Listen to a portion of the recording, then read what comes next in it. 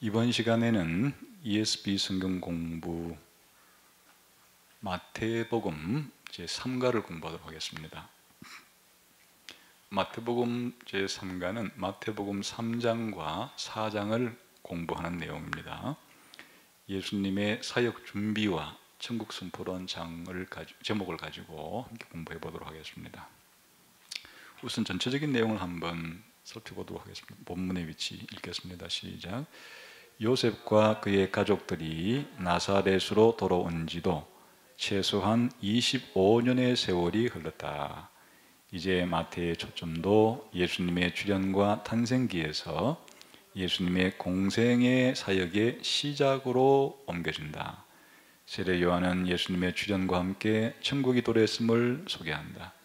그러나 공생의 사역을 시작하기 전에 예수님은 세례를 통해 하나님의 아들로서 신분을 입증하시고 마귀의 사역을 능히 물리치신다. 이제 이 얘기는 뭔가 하면요, 마태복음 1, 2장은 예수님 출생할 때 이야기였죠.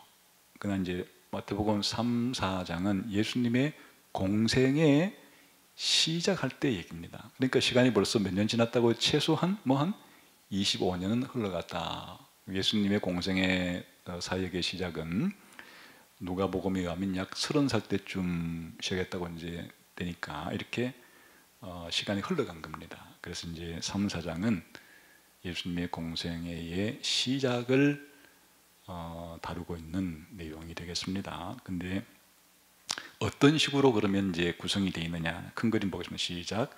세례 요한이 천국에 임박한 도래를 선포한 후에 예수님은 세례를 받으시고 시험을 이기셨으며 자신의 12제자를 부르신다. 이제 이게 중요한 내용들은 바로 예수님 공생의 시작할 때 세례 요한의 사역부터 시작이 되는 거예요. 세례 요한의 사역부터 시작이 되고, 그 다음에 예수님은 세례 요한에서 세례를 받으시고, 또 세례 받은 이후에는 광야에서 사단의 시험을 이기시고, 그 다음에 12제자를 부르시고, 이런 식으로 이제 예수님의 공생애가 시작이 된다 하는 내용이 여기에 담겨 있다, 그런 뜻입니다. 자, 그럼 공부를 해보겠습니다. 첫 번째 그 내용은 3장 1절부터 17절까지 내용인데요, 3장 내용을 공부하는 겁니다. 세례 요한이 천국의 도래를 준비하다라는 제목으로 몇 가지 문제가 나와 있습니다. 한번 첫 번째 문제를 읽어보도록 하겠습니다. 시작. 사복음서는 공통적으로 세례 요한의 사역을 설명하기 위해 이사야 40장 3절을 인용하고 있다. 이사야는 하나님에게서 보냄을 받은 한 사자에 대해 예언하고 있다. 이 사자는 하나님이 이방 땅에 유배된 이스라엘을 다시 찾으시고 회복시킬 것을 외치게 된다. 세례 요한은 결국 누구의 등장을 선포하고 있는가? 이러한 사실은 예수님이 어떤 분이심을 우리에게 말해주고 있는가? 이제 세례 요한의 등장을 알리는 것은 바로 이사야 40장 3절의 말씀을 누가 성취하는가 하면 세례 요한이 성취하는 거예요. 그 세례 요한의 사역의 시작을 알리는 중요한 구절은 바로 이사야 40장 3절입니다. 한번 읽어보겠습니다. 이사야 40장. 이제 이게 신약 시대에 예수님의 공생애를 알리는 중요한 시작점이기도 그럼 하겠죠. 읽어봅시다. 시작. 외치는 자의 소리여 이르되 너희는 광야에서 여호와의 길을 예비하라. 사막에서 우리 하나님의 대로를 평탄하게 하라. 여기 보면 이 이사야 40장 3절에 기록된 외치는 자의 소리여라고 한 이 인물이고 누구라는 겁니까? 세례 요한을 가리킨다는 거예요. 세례 요한이 바로 이사야 40장 3절에 나오는 이 외치는 자의 소리예요. 그러면 이 이사야 40장 3절에서 외치는 자는 누구의 길을 지금 준비하고 있어요? 너희는 광야에서 누구의 길을 준비하라? 여호와의 길을 예비하라. 사막에서 우리 하나님의 대로를 평탄하게 하라. 그러니까 지금 외치는 자의 소리가 누구의 등장을 준비하는 겁니까? 여호와가 오실 길을 준비하고 있는 인물이에요. 이것은 이제 바벨론 포로로부터 하나님께서 회복시킬 것에 대한 예언의 문맥 속에 나오는 겁니다. 이사야 40장부터 6장까지가 전체적으로 바로 이제 기본적인 전망은 바벨론 포로로부터 이스라엘 백성을 구속하시고 장기적으로 예수님 시대와 교회 시대와 새하늘과 새 땅 시대까지를 이제 바라보는 그런 이제 그 예언의 전망성이 있는 겁니다. 여기에서 지금 이제 문자 그대로 보게 되면 외치는 자의 소리는 여호와께서 와서 포로로 잡혀 있는 사람들을 해방시켜 주기 위해서는 누가 지금 등장한다는 얘기예요? 여호와가 지금 등장할 거라는 거예요. 여호와가 와서. 근데 이제 이 여호와의 이 등장은 왕의 행차로 비유되고 있는 거예요. 옛날에 이제 고대의 왕국에서는 왕이 그 행차를 나갈 때는 미리 가려고 하는 지역에 도로가 없으면 새로 깔아요. 도로를 새로 깔고 가는 거예요. 그리고 좀 길이 부실하면 보수를 하고 가는 거예요. 왕이라는 존재 자체가 고대에서는 권력이 대단했기 때문에 그냥 뭐 길이 없으면 뭐 길 만들어서 가고 이런 게 아니에요. 또 좁은 길을 그냥 꿀꿀 가는 게 아니에요. 그 대로를 만들어 가지고 가는 거예요. 근데 앞에 지금 이 외치는 자의 소리가 왕의 행차. 그 왕은 누구예요 지금?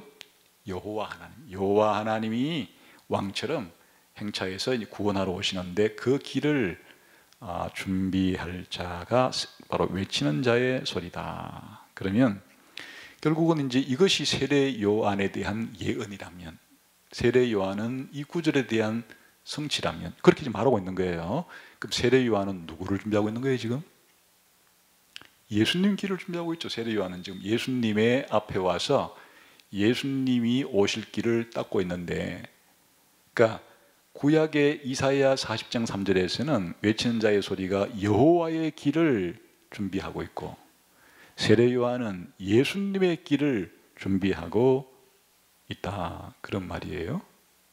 그러니까 이제 그러면 예수님은 누구예요? 여기서 구약 성경에 아까 외치는 자의 소리가 세례 요한이라면, 외치는 자의 소리가 준비했던 여호와와 세례 요한이 준비했던 예수님이 누구와 누가 지금 동격이 되는 거예요? 여호와와 예수님이 동격이 되는 거란 얘기예요. 그래서 이 이야기 자체는 바로 예수님이 바로 누구신가니까 이사야 40장 3절에 예고된 여호와 그리고 하나님과 같은 분이시다 하는 예수님의 신성을 함축하고 있다는 뜻이에요. 근데 보통 분이 아니에요. 지금 세례 요한이 선구자로 오신 분은 하나님이 오실 길, 여호와가 오실 길을 닦으러 오신 건데 바로 직접 그분이 바로 예수님이에요. 예수님은 구약에 예언된 메시아이긴 하지만은 거슬러 올라가면 그분의 그 신분은 사실은 단순한 그런 인물이 아니고 신성을 가지고 있는 하나님과 동등한 분이시다라고 하는 사실이 이곳에 준비가 되어 있다, 그런 말이죠. 그러면 그 다음에 한번 읽어봅시다. 시작. 말라기 3장 1절과 4장 5, 6절은 이사야 40장 3절과 매우 유사하다. 그런데 이 본문은 엘리야 선지자, 즉 엘리야 같은 이가 하나님의 구원과 심판의 날을 준비하기 위해 돌아올 것을 예언하고 있다. 마태복음 3장 4절에 묘사된 세례 요한의 독특한 모습은 세례 요한과 이 약속 사이의 연관성을 어떻게 말해주고 있는가? 그 다음 이제 중요한 세례 요한의 이 정체성과 세례 요한의 사역을 미리 구약 성경에 예고한 구절이 있는데 그게 말라기에 나와요. 그 말라기 3장 1절과 말라기 그 4장 5, 6절 한번 읽어보겠습니다. 구약 성경의 제일 끝이지 말라기거든요. 말라기에 누구에 대한 예언이 나온다고요? 세례 요한에 대한 예언이 나온다. 그 말이 세례 요한에 대한 예언이 나온다. 말라기 3장 1절에 보겠습니다. 시작. 만군의 여호와가 이르노라. 보라, 내가 내 사자를 보내리니 그가 내 앞에서 길을 준비할 것이요 또 너희가 구하는 바 주가 갑자기 그의 성전에 임하시리니 곧 너희가 사모하는 바 언약의 사자가 임하실 것이라. 지금 구조가 같아요. 지금 이 말라기 3장 1절에서도 만군의 여호와가 말하는 거예요. 보라, 내가 내 사자를 보내서 내 앞에 길을 준비할 것이다. 그러니까 이 여호와가 오실 길을 누가 준비하고 있어요? 누군가가 지금 준비한다는 구조가 똑같잖아요. 그런데 여기서 이제 여호와는 또 다른 인물로 말하면 언약의 사자로 표현되기도 해요. 여호와께서 보내시는 그 인물이 언약의 사자인데 이것을 준비할 누군가가 하나님께서 보내주실 것이다, 그런 뜻이에요. 그런데 이게 이제 더 구체적으로 이제 4장에 가게 되면 이름으로 등장을 해요. 그 말라기 4장 5, 6절을 봅시다. 시작. 너희는 내가 호렙에서 온 이스라엘을 위하여 내 종 모세에게 명령한 법 곧 율례와 법도를 기억하라. 보라, 여호와의 크고 두려운 날이 이르기 전에 내가 선지자 엘리야를 너희에게 보내리니. 아까 3장 1절에서 말했던 여호와의 길을 준비하기 위해서 하나님께서 보내실 그 인물이 4장 5절에서는 누구로 설명이 되어 있어요? 엘리야를 내가 보낼 것이다. 선지자 엘리야를 보내어서 여호와께서 오실 길을 준비하게 할 것이다. 그러니까 이게 세례 요한에 대한 얘기라는 거예요, 지금. 그래서 지금 이 세례 요한의 정체성은 구약 성경의 두 구절로부터 세례 요한이 예수님의 길을 준비하는 자로서, 예수님의 선구자로서의 신분이 예언되어 있는 인물이에요. 예수님만 예언된 게 아니고 세례 요한이란 인물도 예수님의 길을 준비하기 위해서 이미 이렇게 이사야 40장 3절과 말라기 3장 1절, 4장 5절에 예언되어 있었다, 그런 말이에요. 그러니까 이제 좀 구체적으로 말하면 세례 요한이 누구란 얘기예요, 지금. 이제 구체적으로 그냥 아까 광야에 외친 자의 소리 정도로 그냥 두루뭉실한 게 아니고 이제 여기 아예 그냥 명시되어 있죠. 누구라는 거예요? 하나님이 보내실 종말의 엘리야가 바로 세례 요한이다. 세례 요한이 누구냐? 말라기 4장 5절에 하나님이 종말에 보내겠다고 약속한 그 엘리야가 세례 요한이다, 지금 그런 뜻이에요. 그러면 이제 세례 요한이 이 엘리야라고 하는 증거가 어디 있느냐, 지금 그런 뜻인데, 그래서 이제 세례 요한의 복장에서 힌트를 준다, 이제 그런 말이에요. 그 세례 요한이 하고 있는 복장이 마태복음 3장 4절 읽어봅시다. 마태복음 3장 4절에 자 시작. 이 요한은 낙타틀 옷을 입고 허리에 가죽띠를 띠고 음식은 메뚜기와 석청이었더라. 그 세례 요한의 지금 복장을 설명하고 있는 장면이, 왜 이 세례의 복장을 설명하는가? 물론 이 그 낙타틀 옷을 입고 허리에 가죽띠를 띠고 이런 전통은 베두인 전통, 그 광야에서 목축하는 이제 이런 사람들의 복장이니까 아주 고급진 복장은 아니에요. 그러니까 그런데 이제 세례 요한이 광야에서 사역을 할 때 이런 복장을 하고 있다는 것이 이런 비천한 옷을 입었다는 것을 말하는 게 아니고, 이제 이것은 금방 뭐를 연상시키는 복장인가 하니까 엘리야 선지자의 복장을 연상시키는 그런 복장이에요, 이게 지금. 그럼 엘리야 선지자가 어떤 복장을 했는지를 우리 한번 그 열왕기하 1장 8절에 가봅시다.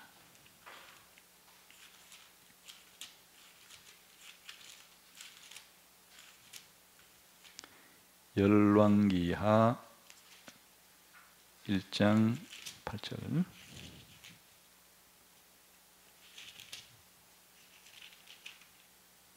한번 읽어봅시다. 시작. 그들이 그에게 대답하되 그는 털이 많은 사람인데 허리에 가죽띠를 띠었나이다 하니 왕이 이르되 그는 디셉 사람 엘리야로다. 그러니까 이제 엘리야 선지자가 사역할 때 어떤 복장을 하고 있는가 하면 바로 허리에 띠를 띤 복장이었는데, 엘리야라는 사람 자체가 뭐가 많았다고요? 털이 아주 많은 사람이었다. 그래서 이제 지금 아까 세례 요한이 등장을 할 때 낙타토롯을 입고 허리 띠를 띤 모습으로 등장한 것은 지금 캐릭터상 복장을 통해서 뭐와의 연관성을 보여주고 있는 복장이라고요? 바로 엘리야 선지자를 연상시켜주는 그런 복장이다. 그러면 뭐가 똑같아요? 허리에 띠를 띠고, 물론 이제 엘리야는 털 자체가 많은 사람이었고 세례 요한은 일단 털옷을 입고 그 털로서 묘사된 것이 같다. 그래서 결국에는 세례 요한이 엘리야 선지자와 같은 모습과 복장을 하고 있다는 것은 무엇을 말해주기 위한 것인가 하면 바로 세례 요한이 그 말라기 3장 1절과 그것과 동일 인물인 말라기 4장 5절에 나오는 그 말라기에 나오는 그 엘리야가 바로 누구다? 세례 요한이다 하는 것을 말해주는 거예요. 그래서 지금 이제 물론 이제 여기서는 이 정도만 힌트가 나오고 사복음서를 계속 읽어보게 되면은 세례 요한과 엘리야의 연관성이 더 이제 구체적으로 드러나죠. 어떻게 드러나는가 하면 세례 요한이 광야에서 이제 유대 광야에서 이렇게 설교할 때 사람들이 궁금해서 물어봐요. 세례 요한이 당신 누구요? 당신 정체성 도대체 누구요? 그래서 이제 궁금한 거예요. 그 종말에 오리라고 약속된 인물 가운데 누가 있어요? 엘리야가 있잖아요. 당신 엘리야요? 이렇게 물으니까 세례 나 아니야. 엘리야 아니야 이렇게 말해요. 세례 요한이 사람들이 당신이 바로 그 말라기에 예언된 그 엘리야가 당신이요? 이렇게 물어보니까 세례 요한은 자기 아니라 그랬어요. 어떻게 된 건가요? 예수님이 그 제자들과의 그런 대화 속에서 세례 요한에게 이제 잡히고 죽고하는 과정 속에서 예수님이 바로 오리라가 온 엘리야가 세례 요한이 맞다. 예수님도 이렇게 말했어요. 더 헷갈려요? 본인은 엘리야가 아니라는데 예수님은 세례 요한이 엘리야가 맞다고 또 했어요. 지금 전체 복음서 전체를 지금 간략하게 설명을 드리는 거예요. 어떻게 된 건가? 세례 요한은 엘리야 아니기도 하고 이기도 한 거예요. 무슨 말인가? 세례 요한이 엘리야가 아니라고 하는 것은 진짜 구약 성경에 나온 그 동일 인물이 아니란 얘기예요. 쉽게 말하면 라마교에서 말하듯이 그 라마가 죽고 나면은 다른 사람에게 그게 환상해가지고 그런 게 아니라 그 말이에요. 쉽게 말하면 엘리야의 인격 따로 있고 세례 요한의 인격이 따로 있기 때문에 둘은 동일 인물이 아니에요. 쉽게 말하면 구약 성경에 하늘로 성천한 엘리야가 내려온 것이 세례 요한이 아니라 그 말이에요. 나중에 영원히 천국 갔을 때 우리는 누구도 보고 누구도 볼 거예요? 엘리야 선지자도 보고 이 세례 요한도 볼 거예요. 서로 간에 동일 인물이 아니라 그 말이에요. 그 엘리야가 이 땅에 내려온 그 인물이 아니라 그 말이에요. 그런 의미에서 엘리야는 세례 요한 아니라고 한 거고 예수님은 뭐라고 한 것이냐? 그 아니다.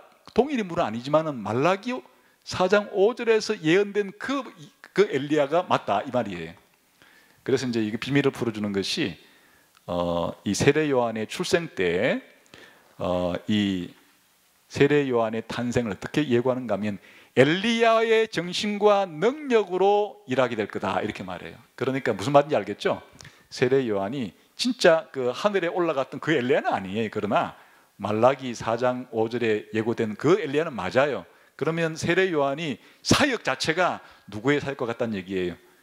옛날 엘리야 선지자가 사역했던 것과 같은 정신과 같은 능력을 가지고 그렇게 사역하는 것이다. 엘리야가 사람들로 하여금 바알과 아세라를 섬기던 사람들로 하여금 누구에게 돌아오게 만들어요? 하나님께 돌아오게 만들듯이 세례 요한도 사람들 회개하고 누구에게 돌아오게 만들려고 하고 있어요? 예수님에게 돌아오게 하려는 그게 이제 사역이 같다는 얘기예요. 풀자면 그런 뜻이에요 나중에. 그러나 이제 여기에서는 뭐 거기까지 심오하게 들어가지는 않고 그냥 마태복음 내에서만 보게 되면 그 세례 요한 딱 등장한 모습 자체가 누가 등장한 것과 똑같다고요?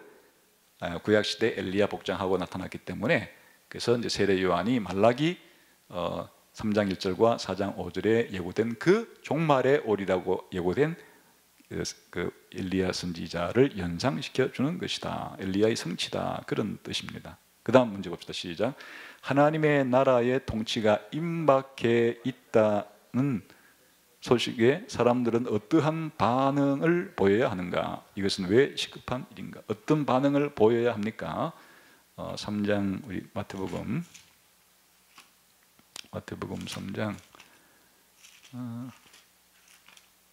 2절에 보게 되면 회개하라 천국이 가까웠느니라. 그 다음에 6절에 보게 되면 자기들의 죄를 자복하고 요단강에서 세례를 받고, 8절에 보게 되면 그러므로 회개에 합당한 열매를 맺고. 어떤 반응을 보여야 해요?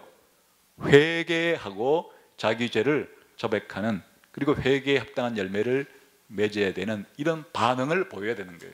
지금 세례 요한의 사역에, 세례 요한이 사역했을 때 사람들이 회개하고 죄를 고백하고 회개를 했다는 표시로 회개를 한 거에 걸맞는 행동을 보여야 한다. 이게 지금 세례 요한이 온 목적이, 그게 사람들로 하여금 예수님의 길을 준비하는 것이기도 한데요. 이것이 왜 시급한 일로 설명되고 있어요? 종말론적인 그 일 때문에 그런 거예요. 종말론적인 종말에 일어날 일 때문에 그런 거예요. 도끼가 10절에 보게 되면 이미 도끼가 나무 뿌리에 놓였으니 좋은 열매를 맺지 아니하는 나무마다 찍혀 불에 던지우리라.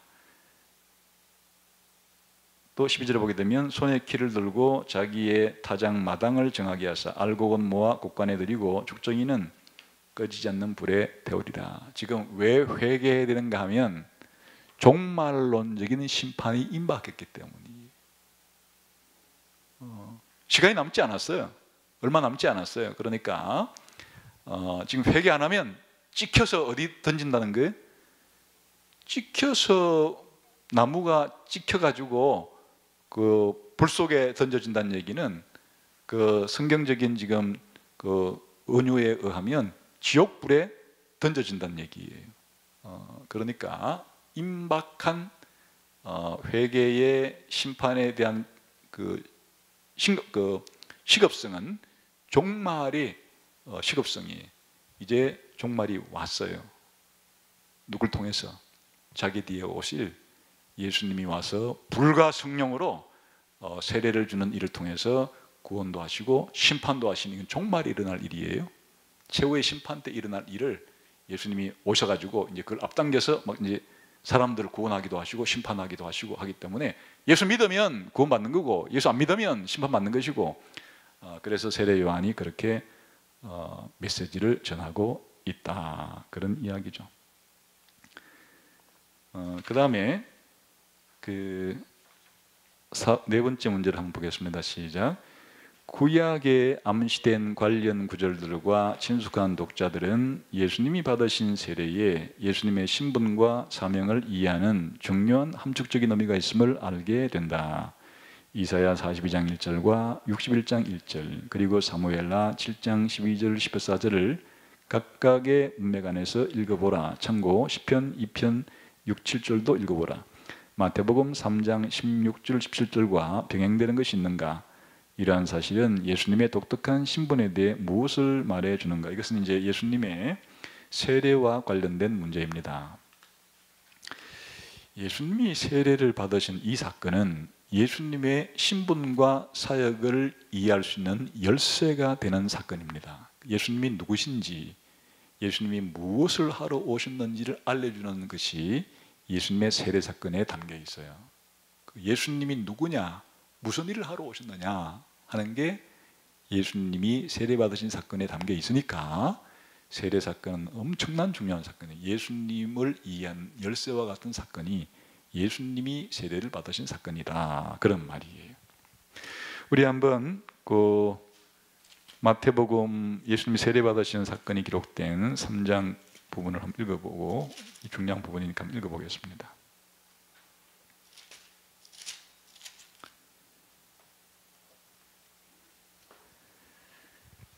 자, 예수님이 세례받으시는 장면을 13절부터 17절까지 읽어보겠습니다. 시작. 이때에 예수께서 갈릴리로부터 요단강에 이르러 요한에게 세례를 받으려 하시니 요한이 말려 이르되 내가 당신에게 세례를 받아야 할 텐데 당신이 내게로 오시나이까? 예수께서 대답하여 이르시되 이제 허락하라. 우리가 이와 같이 하여 모든 것을 이루는 것이 합당하니라 하시니 요한이 허락하는지라. 중요한 것은 이 16, 17절이에요. 예수께서 세례를 받으시고 곧 물에서 올라오실세 하늘이 열리고 하나님의 성령이 비둘기같이 내려 자기 위에 임하심을 보시더니 하늘로부터 소리가 있어 말씀하시되 이는 내 사랑하는 아들이요 내 기뻐하는 자라 하시니라. 예수님이 세례 받으실 때 예수님의 이 정체성 그리고 예수님의 사명을 알려주는 것이 16, 17절에 있어요. 세례 받고 난 이후에 크게 두 가지 사건이 벌어져요. 하늘로부터 성령이 비둘기처럼 예수님에게 임한 사건.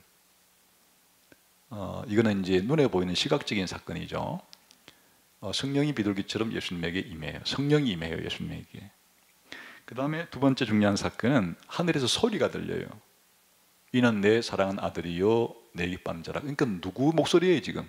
하나님의 음성이죠. 하나님께서 예수님을 향해서 이는 내 사랑하는 아들이요 내 기뻐하는 자라 하고 하나님께서 예수님이 누군지에 대해서 예수님의 정체성에 대해서 하나님의 목소리로 알려주는 거예요. 예수님 누구라고요? 하나님의 아들이고 하나님이 기뻐하는 자다.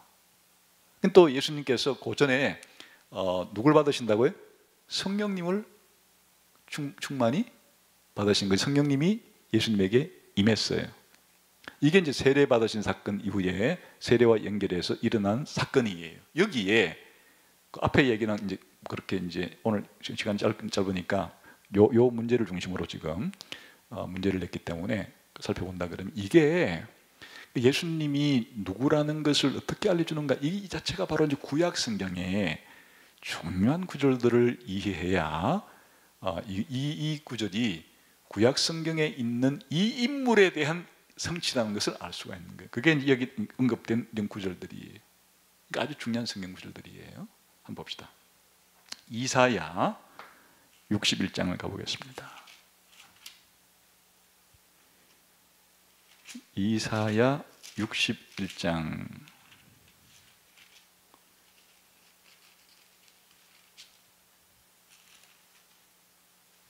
1절을 읽읍시다. 시작.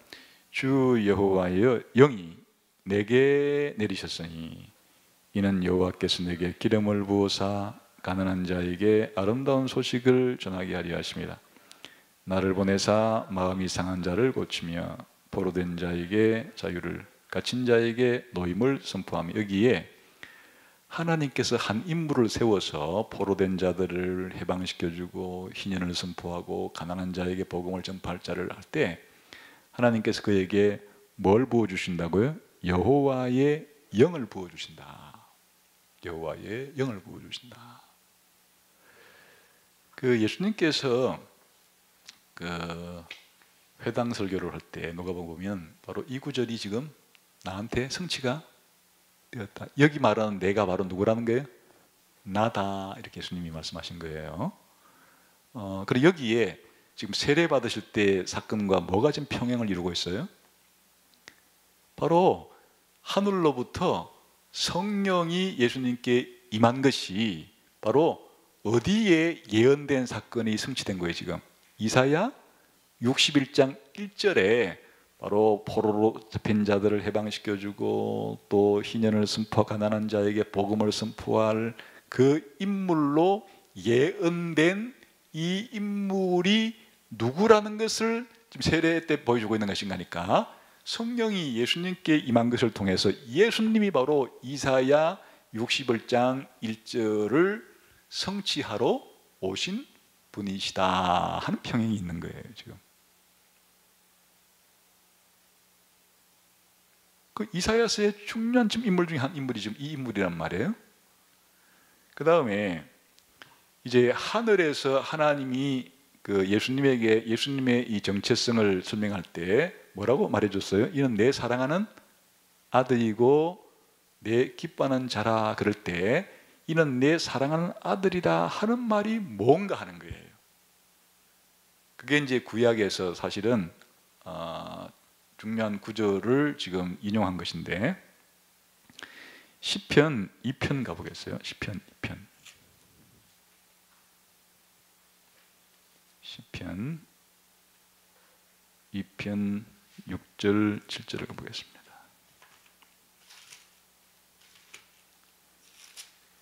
시편 2편 6절 7절. 시편 2편은 하나님께서 다윗의 후손으로 온 자들이, 다윗 계열의 왕들이 대관식을 할 때 그에게 선포해 준 그런 내용이라고 좀 이해되는 구절이에요. 그 시편 2편 6절 7 시작. 내가 나의 왕을 내 거룩한 산 시온에 세웠다 하시리로다. 내가 여호와의 명령을 전하노라. 여호와께서 내게 이르시되 너는 내 아들이라. 오늘 내가 너를 낳았다. 지금 누가 누구에게 이 말을 하고 있어요? 여호와가 다윗의 후손으로 한 왕에게 뭐라고 말해요? 너는 내 아들이다. 이렇게 이 구절을 지금 인용한 거예요. 이는 내 사랑하는 아들이요 라고 말했을 때 무엇을 염두에 두고 지금 그렇게 말하고 있는 것인가 하니까 시편 2편 7절에 나오는 여호와께서 이는 내 아들이다 라고 하는 이 구절을 지금 인용해 온 거예요. 그러면 여기에 이는 내 아들이다 하는 것 자체가 기본적으로 아까 시편 2편 7절에 누구한테 해주는 말이라고요? 다윗의 후손으로 온 왕이 될 때 하나님께서 그 다윗의 아들로서 왕이 된 자에게 지금 뭐라고 말해주는 거예요? 너는 내 아들이다 이렇게 지금 말해주는 것이다 그 말이에요. 근데 왜 다윗의 아들 후손으로서 왕이 되는 그 사람에게 하나님께서 너는 내 아들이다 이렇게 말해주는가? 그것이 바로 다윗 언약에 나오는 내용이에요. 그러니까 이 시편 2편 2편은 특히 2편 7절에 있는 이 내용은 다윗 언약을 기초로 한 내용이에요. 그래서 다윗 언약이 어디 나오는가 하면 바로 사무엘하 7장 12절에서 16절인데 14절까지만 찾아 읽어보겠습니다. 사무엘하 7장 12절에서 14절까지만 읽어보겠습니다. 시작. 내 수완이 차서 내 조상들과 함께 누울 때에 내가 네 몸에서 날 내 씨를 내 뒤에 세워 그의 나라를 견고하게 하리라. 그는 내 이름을 위하여 집을 건축할 것이요 나는 그의 나라 왕위를 영원히 견고하게 하리라. 나는 그에게 아버지가 되고 그는 내게 아들이 되리니. 이게 지금 하나님이 다윗에게 약속을 해주시는 건데 앞으로 너의 아들로 태어날 인물 가운데 내가 이제 영원한 나라를 맡길 인물이 나올 것인데 그를 내 아들이라 부르겠다 이렇게 했잖아요. 이게 다윗 언약에 나온 내용이에요. 다윗의 후손으로 올 그 인물을 하나님이 내 아들이라고 부르겠다, 하나님의 아들이라고 하겠다는 내용 자체가 다윗 언약에 나오는 내용이란 말이에요. 그래, 그것을 가지고 시로 만든 게 뭐예요? 시편 2편 7절이 이걸 시로 만든 거예요. 그러니까 예수님이 세례 받으실 때 하늘에서 이는 내 아들이라 한 것 자체가 어디 있는 내용이에요? 다윗 언약 때 그 예언했던 그것이니까 예수님이 지금 누구란 얘기예요? 다윗의 아들로 오신 인물인 동시에 이 인물이 누구란? 하나님의 아들이라고 하는 그런 인물. 다시 말하면 다윗 언약을 성취하러 온 바로 그 인물이, 하나님이 다윗에게 약속한 바로 그 인물이에요.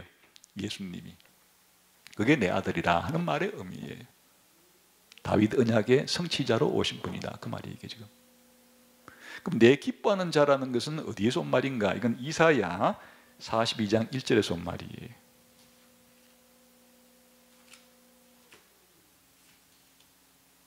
이사야 41장 1절 찾아봅시다. 시작. 내가 붙드는 나의 종. 자, 이사야 42장 1절 시작. 내가 붙드는 나의 종, 내 마음에 기뻐하는 자, 곧 내가 택한 사람을 보라. 이건 이제 이 이사야에서 유명한 인물인데 여호와의 종이라고 불리는 인물이 앞으로 만방의 정의를 드세우고 만방의 빛이 되어서 만방을 구원할 대속적인 죽음을 통해서 구원할 그 인물이 여호와의 종이라고 불리는 여호와의 종의 노래를 여러 차례 나와요. 거기에 지금 기록된 인물인데, 하나님이 이사야에서 누구에게 하시는 말씀에 지금 여호와의 종이라고 불리는 인물에게 너는 내가 너를 기뻐한다. 그러니까 예수님이 세례 받으실 때 하늘에서 하나님께서 너는 내가 기뻐하는 자라 한 얘기가 그냥 단순한 얘기가 아니고 이사야 41장에서 여호와의 종으로 예고된 그 인물이다 너는, 이 뜻이에요. 그러니까 예수님의 정체성 두 가지를 결합시켜 놓은 거예요. 예수님 누구예요? 구약 성경에 나오는 예고된 하나님의 그 에이전트, 하나님의 그 메시아로서 이 세상에 하나님 나라를 만들고 죄를 용서해주고 하나님 백성을 만들어내게 될 그 인물인데, 두 인물이 예수님에게서 다 예수님을 지금 말해주는 인물, 누가? 다윗 언약에 약속했던 그 다윗의 아들인 로서 하나님의 아들이기도 하고, 예수님이 또 누구이기도 하다는 거예요. 이사야에게 예언했던 여호와의 종이기도 하고, 이 뜻이 예수님이 바로 다윗의 아들인 동시에 여호와의 종이기도 하고. 그 예수님의 일생은, 예수님의 정체성은, 예수님의 사역은 무엇이는 거의 이해할 수 없는 거예요. 구약 성경에 이미 앞으로 오실 거라고 예고된 인물에 대한 이해 없이 예수님 이해는 불가능한 것이에요. 그래서 이제 세례를 받으실 때 예수님에 대한 이제 이 정체성과 사역이 다 드러났어요. 예수님이 누구시냐? 바로 여호와의 종처럼 대속적인 죽음을 통해서 사람들을 죄에서 해방시킬, 동시에 만왕의 왕으로서 만국을 통치하게 될 누구라고요? 그 다윗의 후손으로 오실 분이시며, 그 일을 감당하기 위해서 하나님께서 뭘 부어주신다는 거예요? 성령을 부어주어서 이 일을 하게 하신다, 그런 뜻이죠. 그래서 이제 예수님이 누구신가 하는 것이 바로 여기에 드러났죠. 하나님의 아들인 다윗의 아들로서의 하나님의 아들인 동시에 여호와의 종이시다, 그런 뜻이에요. 근데 실질적으로 이제 다윗의 아들로서의 이 왕 노릇을 하려고 하면 사실 그 전에 먼저 뭘 해야 되는 거예요? 여호와의 종으로서의 죽음을 통해서 이 일을 하는 그런 인물이다. 그런 게 이제 하늘에서 들려준 말이에요. 제가 이게 이는 내 사랑하는 아들이요 내 기뻐하는 자를 제가 지금 말로서 뭐 해준 거예요? 구약 성경을 가지고 풀어 설명해 준 거예요. 하나님이 우리들이 알아듣게끔 하려고 하면 이렇게 좀 설명하신 거예요. 근데 그냥 딱 한마디로 그냥 압축해서 말해요. 이는 내 사랑하는 아들이요 내 기뻐하는 자라. 그 말 속에 지금 설명한 것이 다 들어있는 거예요. 그래서 예수님의 세례가 그렇게 중요한 거예요. 신분을 알려준 것이기 때문에, 또 무엇을 할 것인가라는 걸 알려줬기 때문에. 그 다음에 이제 예수님이 누군지를 하나님으로부터 인정을 받았어요. 승인 받았어요. 그 다음에 광야로 가서 이 사단에게 시험 받으시는 장면이 몇 개 나오죠. 문제를 봅시다. 예수님의 시험에서 승리하신 사단의 시험이 나오는 거 4장 이제 넘어가죠. 1절부터 11절까지인데 문제를 봅시다. 시작. 예수님이 광야에서 40일 겪은 시험은 이스라엘 백성이 광야에서 40년간 겪은 시험과 병행된다. 하나님의 아들 격인 이스라엘은 자신에게 반복된 시험을 어떻게 지내왔는가?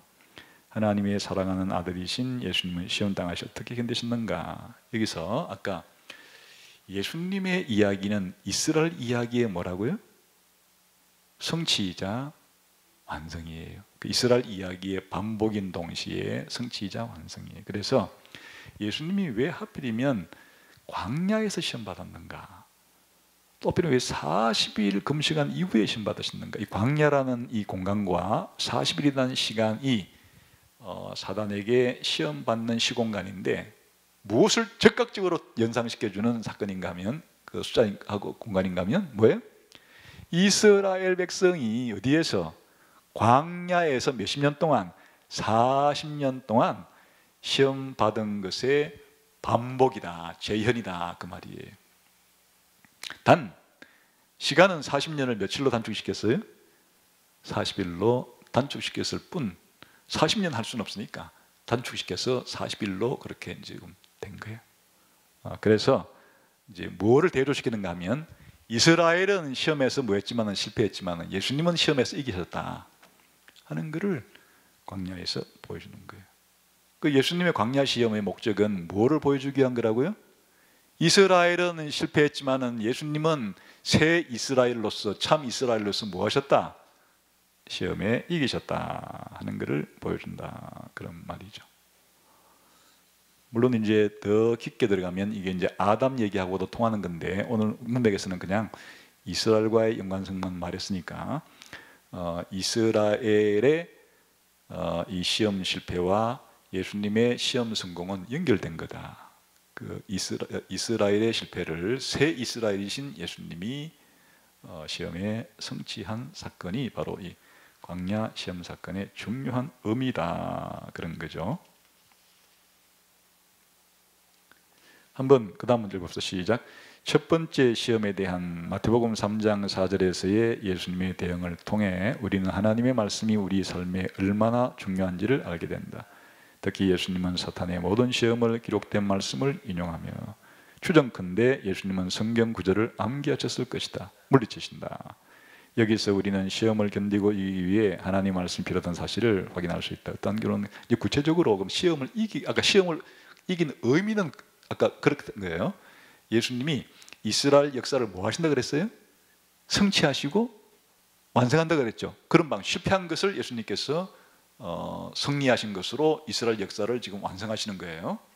그런데 이제 구체적인 거 하나 적용을 하기 위해서 어떻게 시험을 이기셨는가를 들어가 보면 사탄이 3가지 시험을 했는데 그 시험을 물리칠 때마다 기록되었을 때 하면서 사탄을 물리쳐요.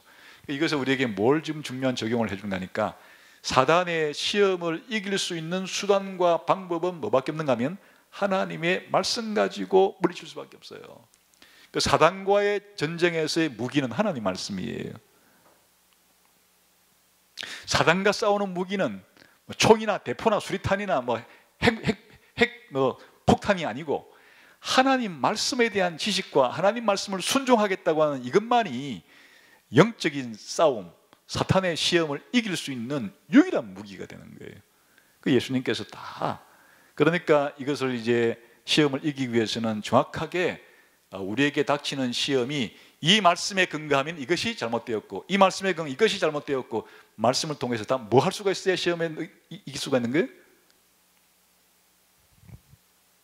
사단의 시험에 이길 수가 있는 거죠. 그러니까 우리가 시험에 들어서 많이 죄까지 짓게 되는 이유 가운데 가장 중요한 이유 중에 하나는 하나님 말씀에 대한 지식의 부족, 알아도 불순종해도 걸리게 되죠.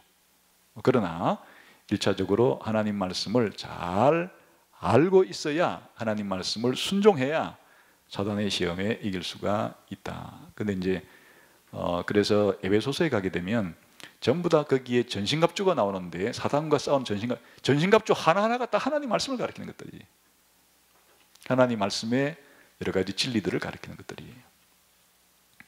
근데 여기에 또 한 가지 저자는 이런 적용도 했어요. 예수님이 사단에게 말씀하실 때 성경 찾아보고 한 게 아니고 즉각적으로 암송하고 있던 것들을 그렇게 당연히 그랬겠죠. 그 유대인들은 어릴 때 특히 이 모세오경 같은 것들은 거의 요즘에도 그 전통적인 그 유대인들, 요즘에도 거기도 세속적 유대인도 많으니까요. 이런 그 성인식 하기 전에 때로는 이 모세오경을 다 외우고 그래 하기도 하는, 그러니까 이제 성경을 암송하는 그런 훈련들이 잘 돼 있어요. 그래서 예수님께서 어쨌든 그렇게 성경 암송된 말씀을 가지고 물리치셨다, 그런 게 하나의 교훈으로 삼을 만하다. 그래서 사실은 일반 세상에서의 전쟁은 군사력, 그렇게 여러 가지 무기들을 많이 갖춰야지만 전쟁에 승리할 가능성이 있지만, 영적인 싸움, 신자로서 신자답게 하나님 백성답게 세상의 가치관과 세상의 유행에 넘어지지 않고 하나님 백성다운 삶을 살기 위한 이 전쟁에는 하나님 말씀을 많이 공부하는 것일수록 무슨 무기를 장착하는 것과 같다? 좋은 무기, 강력한 무기를 장착하는 것. 지금 이 마태복음 공부하는 것도 사실 적용하자 그러면 우리에게 뭐를 지금 하나 만드는 것 같은 좋은 영적인 무기를 지금 하나씩 우리가 가지고 소유하는 것과 같다 하는 것이에요. 그 얼마나 중요한 공부예요. 자, 그 다음에 이제 마지막 예수님의 이제 공생의 시작에 대해서 4장 12절부터 마지막 절까지는 이제 본격적으로 지금까지는 뭐예요? 다 준비예요. 세례 요한께 가서 뭘 받았어요? 세례 받고 신분 확인 받고, 또 사단에게 그 신분에 걸맞는 것을 다 이제 그 사탄이 시험 무너뜨리려고 할 때 나 진짜 하나님의 아들이라는 것을 시험을 물리침으로 뭐 해버렸어요? 증명을 했어요. 그 신분 확인은 누가 해준 거예요? 하나님이 해준 건데, 진짜 하나님의 아들이라는 것을 뭘로 증명해버렸어요? 사단의 시험을 이김으로써 증명까지 이제 끝낸 거예요. 그래 이제 준비를 갖추시고, 이제 본격적으로 4장 12절부터는 예수님이 공생애를 이제 시작한 장면을 기록한 게 그 뒷부분이다, 그런 거예요. 우리 한번 마태복음 3장으로 돌아와서, 4장으로 돌아와서 그 부분을 전체적으로 한번 읽고 문제를 풀어보면 좋겠네요. 한번. 자, 4장 12절부터가 이제 공생애의 시작을 다루는 겁니다. 우선 한번 그 12절부터 읽어봅시다. 시작. 예수께서 요한이 잡혔음을 들으시고 갈릴리로 물려가시다가 나사렛을 떠나 스불론과 납달리 지경 해변에 있는 가브나움에 가서 사시니, 이는 선지자 이사야를 통하여 하신 말씀을 이루려 하심이라. 알렸으되 스불론 땅과 납달리 땅과 요단강 땅 해변길과 이방의 갈릴리여, 흑암에 앉은 백성이 큰 빛을 보았고 사망의 땅과 그늘에 앉은 자들에게 빛이 비추었도다 하였느니라. 이때부터 예수께서 비로소 전파하여 이르시되 회개하라, 천국이 가까웠느니 하시더라. 지금 예수님의 공생의 시작은 아까 세례 요한과 밀접한 관계가 있어요. 세례 요한이 뭐 하고 난 다음부터 공생애를 시작하시는 거예요? 체포된 거예요. 세례 요한이 이제 체포되어서 투옥되고 난 다음에 더 이상 활동할 수가 없죠. 이제 세례 요한의 사역은 뭐 했다는 얘기예요? 끝났다는 거예요. 그 길 닦는 작업은 다 끝났고 이제 본격적으로 예수님이 등장을 하시는 거예요. 근데 어디서부터 등장을 했어요? 갈릴리, 이방의 갈릴리여라고 이 이사야에 예언되었던 그 땅에서 공생애를 시작하셨다. 그러니까 예수님이 공생애를 갈릴리에서 시작한 것도 또 어디 예언되어 있다는 얘기예요. 다 그 구약 성경에 예수님이 갈릴리에서부터 시작할 거를 다 예언된 거니까, 역시 예수님의 갈릴리 사역도 이사야의 이 구절을 그 말은 좀 안 했지만은 이루려 하신 것이에요. 성취 공식이 아니더라도 지금 같은 내용을 다루고 있는 거예요. 자, 문제 한번 읽어봅시다. 시작. 예수님은 의도적으로 이방 땅 갈릴리에서 자신의 사역을 시작하신, 방금 읽었죠. 이러한 점은 예수님의 족보에 특정 여인들이 올라와 있다는 사실과 어떤 관련이 있는가? 또한 마태복음 28장 19절에서 예수님이 제자들에게 주신 대위험령과는 어떻게, 이제 쉽게 이해되겠죠. 지금 이방의 갈릴리라고 부르는 것은 바로 그 지역에 이방인들이 들어와서 꽤 살았기 때문에 마치 그 갈릴리 지역은 이방 지역처럼 취급당하는, 유대 땅하고는 다른 거예요.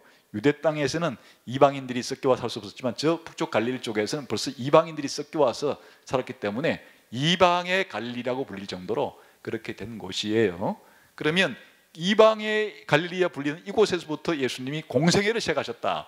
그 이방의 갈릴리에 있는 사람들을 뭐 하시기 위해서? 구원하시는. 그럼 이게 뭐와 연결되는가? 아까 족보에 나오는 이방인들로서 족보에 들어온 것과 연결되고, 또 나중에 그 지상명령에서 모든 족속에게 복음을 전하라. 모든 족속이라는 말이 이방인이라는 말이에요, 문맥 속에서. 그러니까 예수님의 그 이방 갈릴리 지역에서의 사역이 바로 무엇을 상징하는 거라고요? 이방인 선교의 시작을 의미하는 것이기도 하다, 그런 거죠.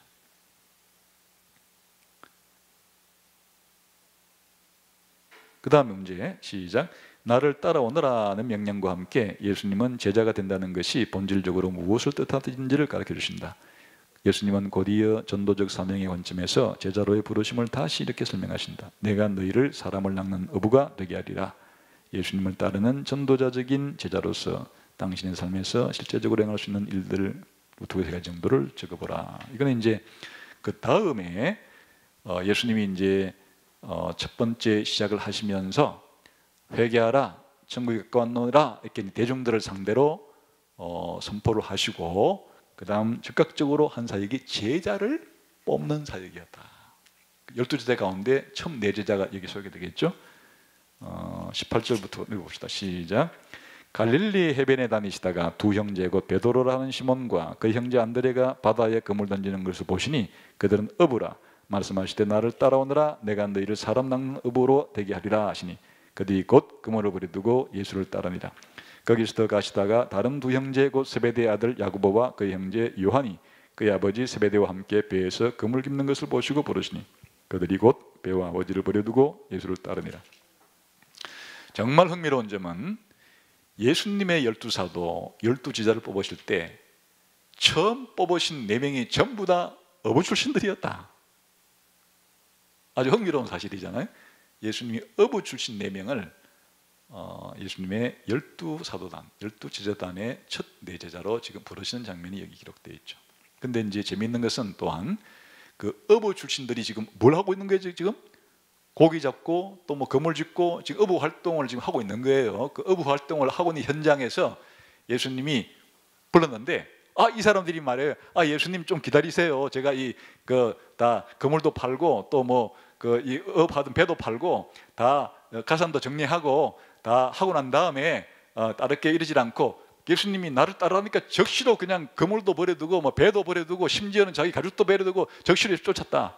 놀라운 사건이 기록되어 있어요 지금. 이 의미 어쨌든 그 예수님이 누구신가에 대한 아까 말한 그런 이제 신분을 보여줬기 때문에 이들의 반응도 합당한 반응을 한 거예요. 회개에 합당한 지금 뭘 한 거예요? 열매를 맺는 삶을 살게 된 건데요. 여기에 이제 중요한 거 한 가지는 이들을 부를 때 이들을 왜 예수님이 제자로 삼았는가라고 말할 때 뭐 하려고 무슨 일을 맡기려고 불렀는가 했을 때 사람을 낚는 어부를 만들어주겠다. 이게 전도자에 대한 의미죠. 전도자. 그 선교를 할 수 있도록 전도를 할 수 있도록 예수님이 지금 하신 게 방금 뭐였어요? 회개하라. 천국이 가까웠느니라. 이게 예수님이 뭐예요? 전도예요. 전도죠 지금. 근데 이제 제자를 부른 것도 바로 예수님께서 제자들로 하여금 이 전도를 하게끔 부르시는 장면을 은유적으로 사람을 낚는 어부가 되게 해주겠다 하는 것인데 이게 나중에 이제 28장에 가게 되면 모든 족속에게로 가서 뭐 하라는 거예요? 복음을 전하는 것을 지금 여기서 어부가 하는 낚시꾼이 아니에요. 그냥 심심풀이로 가가지고 이렇게 하는 한 마리 걷어올리는 게 아니고 다 아까 뭐 하고 있었어요? 그물을 내려가지고 그물을 거집어 올리는 그런 이제 어부가 전도자에 대한 비유예요. 그 단순한 고기 잡기가 아니에요. 나중에 13장에 가게 되면은 종말에 심판을 상징하는 것이기도 하죠. 그물을 잡아 올려가지고 분리해내고 하는 것들은 종말의 심판인데 쉽게 말하면 회개하라 천국 가까웠던 이 얘기는 이걸 풀어 설명하면 회개 안 하면 어떻게 되는 거예요? 도끼가 나무 뿌리에 있으니까 지옥불에 던져지는 것이고 회개에 합당한 열매를 맺으면 천국 백성이 된다는 이야기죠. 이거 전하러 부름받은 사람들이에요. 교회가 이 4명의 제자들이 교회의 원형인데 우리 교회가 지상에 있으면서 해야 될 사명은 역시 고기를 잡는 어부 역할을 하는 것이에요. 천국 복음을 전해서 예수님 믿지 않으면 지옥 간다는 사실을, 예수님 믿어야 천국 백성이 된다는 사실을 알리는 선교를 하는 사명이 바로 교회가 받은 사명이다, 그런 말이에요. 근데 직업적인 전문적인 선교사처럼 평생 그냥 자기 삶 자체를 뭐 선교사로 이렇게 나가거나 목회자로 나가지 않더라도 누구나 기독교인은 다 전도 사명을 가지고 있다, 이렇게 적용이 가능한 본문이에요. 그러면 우리가 이제 어떤 적용을 해볼 수 있겠어요? 일단은 전도 대상자를 늘 주변에 안 믿는 가족이든 친척이든 친구든 안 믿는 사람이 있을 때 저 사람에게 전도를 해야 되겠다라고 하는 그런 대상자를 정해두고 기도해야 되겠죠. 기도하다가 이제 때가 되게 되면 마음을 움직이게 되니까 선물도 보내고 잘해주고 하다가 때가 됐을 때 교회 한 갑시다, 교회로 데려와도 되고, 또 본인이 복음을 잘하고 있을 때는 한번 기회를 봐가지고 복음을 전해주기도 하고, 또 안 받아들이면 좋은 책을 늘 기회를 봐가지고 전도제 같은 좋은 책자들을 선물해주기도 하고, 이렇게 전도를 해야 되는 거예요. 길거리 나가서 막 전철관에 가서 외치는 이럴 문제가 아니에요. 자기가 아는 범위 내에서 그렇게 그것이 뭐 가족이 됐건 친척이 됐건 친구가 되었건 아는 그 회사 내의 동료가 되었건 무슨 아는 사람들에게 그렇게 전도하려고 하는 자세를 가져야 하겠죠. 그러나 전혀 모르는 사람들에게 가는 전도자들은 선교사처럼 해외에 나가가지고 전혀 모르는 사람들 대상으로 그렇게 하는 사람들은 우리가 흔히 선교사라 부르고 사역자라 부르죠. 그러나 우리 기독교인들은 생활 속에서는 늘 주변의 사람들에게 기회를 봐서 그렇게 전도를 해야 하는 것이다 하는 것을 알 수가 있겠죠. 마지막으로 이제 그 예수님의 그 갈릴리 이 초기 사역의 총결산, 예수님의 초기 사역을 총결산 내리는 말이 4장 23절부터 24절에 있어요. 읽어봅시다. 시작. 예수께서 온 갈릴리에 두루 다니사 그들의 회당에서 가르치시며 천국 복음을 전파하시며 백성 중에 모든 병과 모든 약한 것을 고치시니 그의 소문이 온 수리아에 퍼진지라.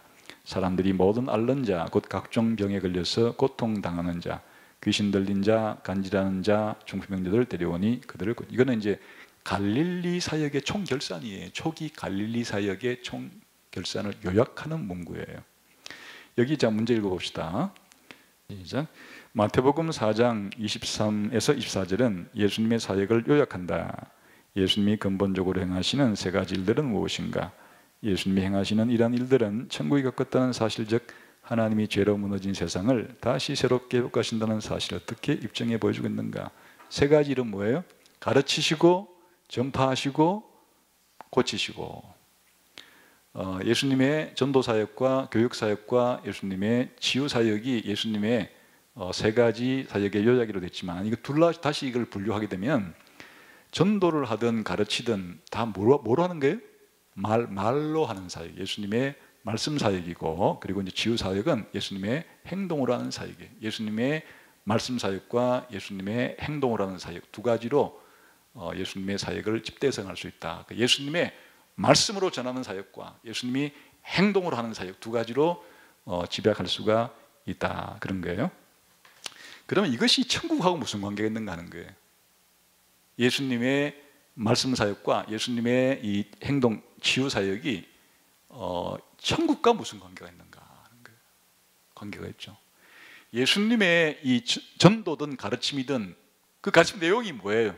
천국이 왔다는 거예요. 천국 회개하고 천국 들어오라는 거예요. 그리고 천국 생활 이렇게 하는 거라는 거예요. 그러니까 예수님의 이 모든 말씀은 전부 다 무슨 내용을 가르치신 것이다. 한마디로 말하면 천국에 대해서 말씀하신 것이고, 그 다음 예수님의 이런 치유사역 행동은 천국이 왔다는 것을 입증해 주는 사건이다. 나중에 병자들이 고침받고 귀신이 쫓겨나고 한 것들은 다 어디서 일어날 일들이에요? 영원한 천국에 들어가면 뭐가 없는 거예요? 병자들도 더 이상 없고 또 귀신도 그곳엔 없이 전부 다 지옥불에 떨어지기 때문에 바로 영원한 종말에서 일어날 그 일을 미리 앞당겨서 부분적으로나마 하나님 예수님께서 내가 천국의 왕으로서 천국을 이 땅에 가져왔다고 하는 그 표적을 바로 증명을 해주신 것이 예수님의 치유사역이에요.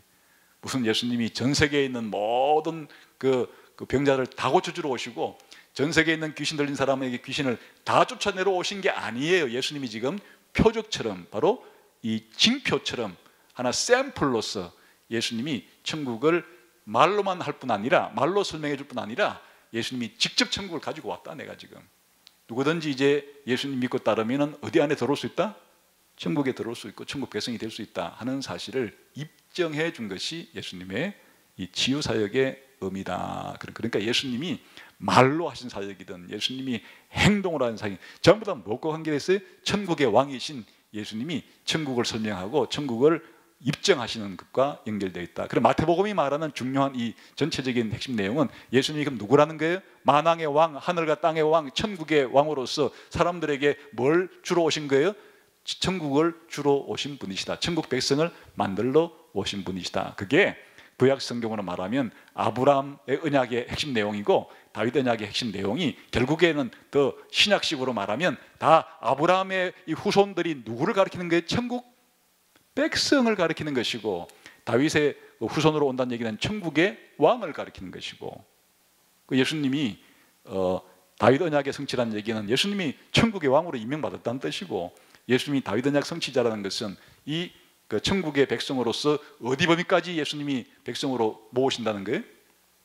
유대인만 아니라 이방인까지 다 포함하는 것을 모으시는데, 천국이 왔다는 사실을 말로 설명하시고, 진짜 천국이 왔다는 것을 뭘로 증명하시고, 행동으로 치유를 통해서 증명하셨다 하는 거예요. 그래서 오늘은 바로 이 마태복음 3장과 4장 공부를 통해서 예수님의 사역 준비와 예수님의 사역 초기의 일을 3, 4장에 기록한 것을 전체적으로 공부를 했습니다.